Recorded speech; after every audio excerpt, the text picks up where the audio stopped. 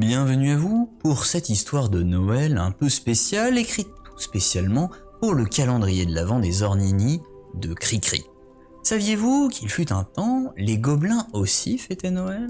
Bon, d'accord, ils n'appelaient pas ça Noël, mais plutôt la nuit du gros qui fait des cadeaux. Vous savez, les gobelins ne sont pas très inclusifs. Cette fête se célébrait dans tous les peuples des terres bénies d'Orun, à la façon de chacun. Les elfes décoraient de grands arbres et chantaient leurs louanges. Les nains fabriquaient des reproductions miniatures en pierre de tous les peuples de l'archipel et au-delà, les peignaient puis les assemblaient en une reconstitution plus ou moins fidèle de la genèse de la création des peuples.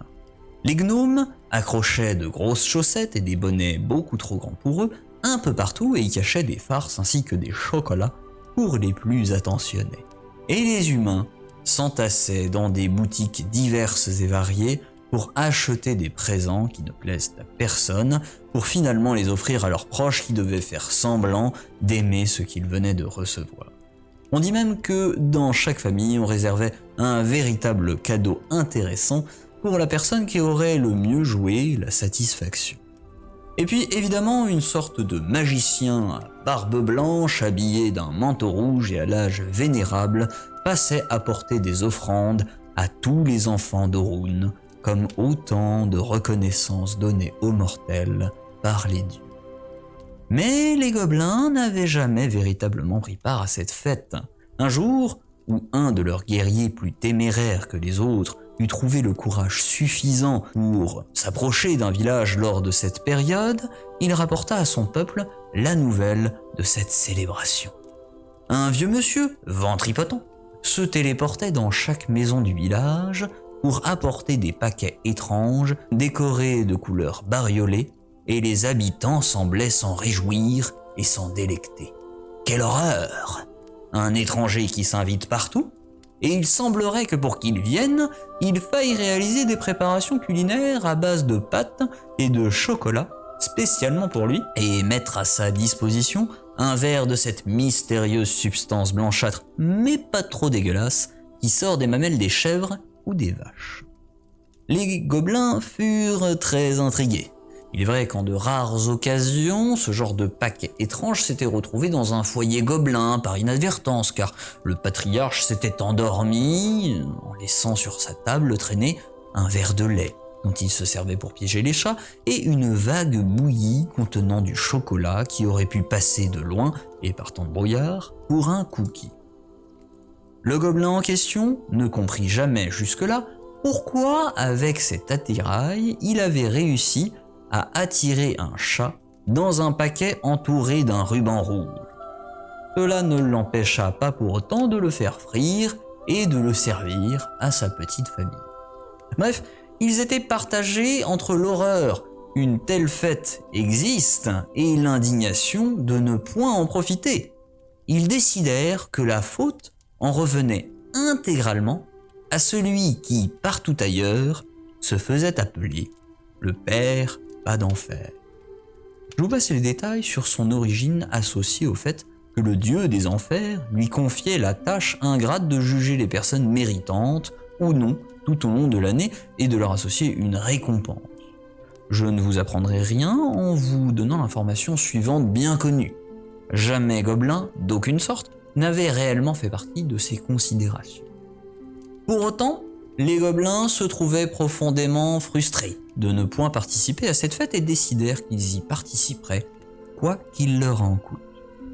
Ils étudièrent donc avec moult détails les traditions des autres peuples pour s'en inspirer et pouvoir prétendre au fameux sésame, un cadeau enroulé dans un papier chamarré et refermé par un ruban brillant. Bien que les autres peuples ne se rendirent compte de rien, ils vécurent là l'année la plus calme de leur voisinage au village gobelin. Ayant appris que les présents n'étaient apportés qu'à ceux qui ne commettaient pas la moindre faute, les gobelins s'appliquèrent à se retenir d'agresser les passants, de rosser et rôtir les humains qu'ils croisaient et de monter 1000 machinations pour se rendre maîtres des villages voisins. Pendant une année entière, ils échafaudèrent le plan le plus élaboré de leur histoire pour faire venir le papa pas d'enfer. qu'il les récompense et qu'ils puissent enfin lui demander pourquoi, depuis tant d'années, ils avaient été privés d'une telle fête. Pour ce faire, il leur fallait un grand arbre à décorer et dont ils pourraient chanter les louanges.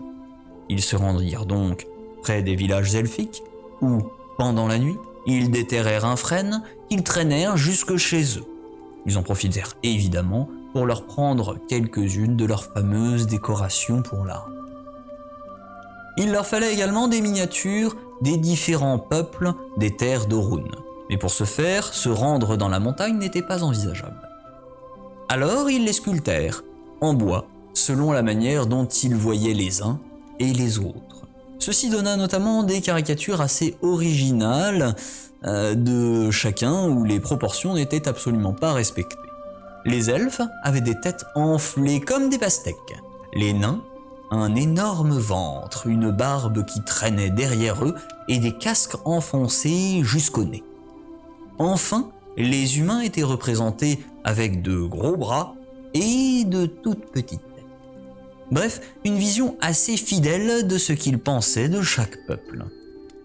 Il leur fallait aussi de grandes chaussettes et bonnets à accrocher partout à la manière des gnomes, voyez-vous ? Mais les gobelins ne sont pas de grands experts en tricot et crochet. Ils s'arrangèrent donc avec un groupe de gnomes pour négocier ces éléments essentiels à la fête en échange d'un coup de main pour une farce du plus mauvais goût. Enfin, il leur fallait se préparer des cadeaux, les uns pour les autres, tout en s'assurant qu'ils ne plaisent à personne. Chose des plus compliquées pour les gobelins, car ils ont tendance à accorder de l'importance à tout ce qu'ils trouvent. Autant vous épargner les détails sur la description des 10 présents, mais pour qu'ils soient jugés comme nuls à souhait, la logique gobline voulait que cet objet soit à l'inverse d'une valeur reconnue par les autres peuples. Ainsi, l'on vit quantité de trèfles à 4 feuilles, de pépites d'or, de pierres précieuses et bien d'autres trésors s'échanger parmi les gobelins qui les jetaient après avec le plus grand des plaisirs. Paradoxalement, au fait qu'ils firent tout ceci dans l'unique idée de faire venir le vieux ventru, ils y prirent un plaisir inattendu, redoublant d'efforts et de cohésion dans ce but commun tel qu'ils ne le firent jamais auparavant. Ils travaillèrent si dur que lorsque la nuit de pas d'enfer fut tombée, et après une journée entière à traire les chèvres du voisinage et tenter de mélanger approximativement de la pâte et du chocolat, il ne resta pas un gobelin éveillé dans le village. Ils luttèrent contre le sommeil, excités qu'ils étaient par la perspective d'enfin rencontrer le père pas d'enfer. Certains mirent en place des systèmes ingénieux visant à leur balancer un seau d'eau en plein visage s'ils relâchaient leur attention. Les plus vaillants allèrent jusqu'à organiser des concours de tartes dans la poire. D'autres encore tentèrent carrément de maintenir leurs paupières ouvertes par le biais d'épingles à linge.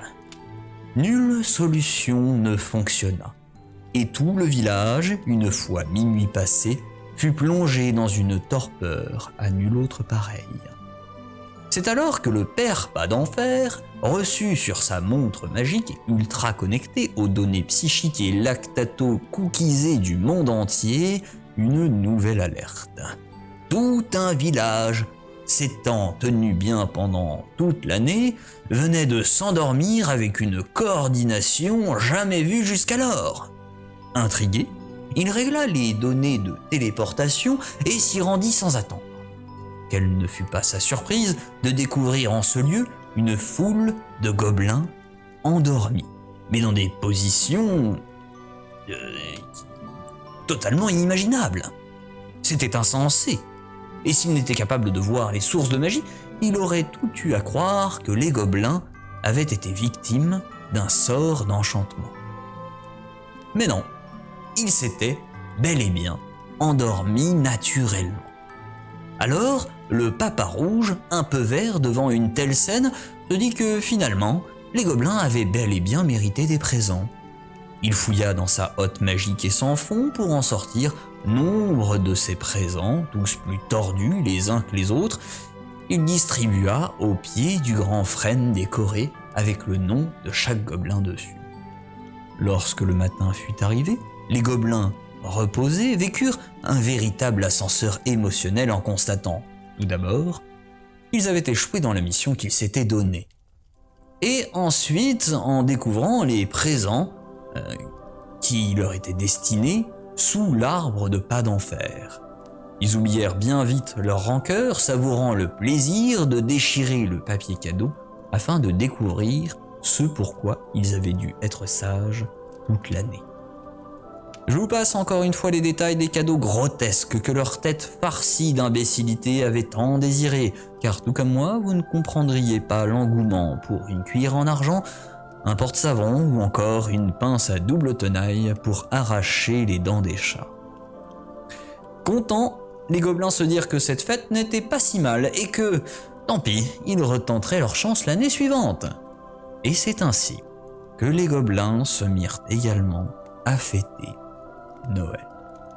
Voilà pour cette petite histoire de Noël, un peu fantastique, j'espère qu'elle vous a plu. Et en attendant, moi je vous souhaite de passer d'excellentes fêtes de fin d'année, surtout de prendre soin de vous en cette période. Également, n'oubliez pas le petit cadeau, la petite chaussette au pied du sapin de la Cricri Corp en versant un peu de thune. Et je vous fais des gros bisous et je vous souhaite un joyeux Noël.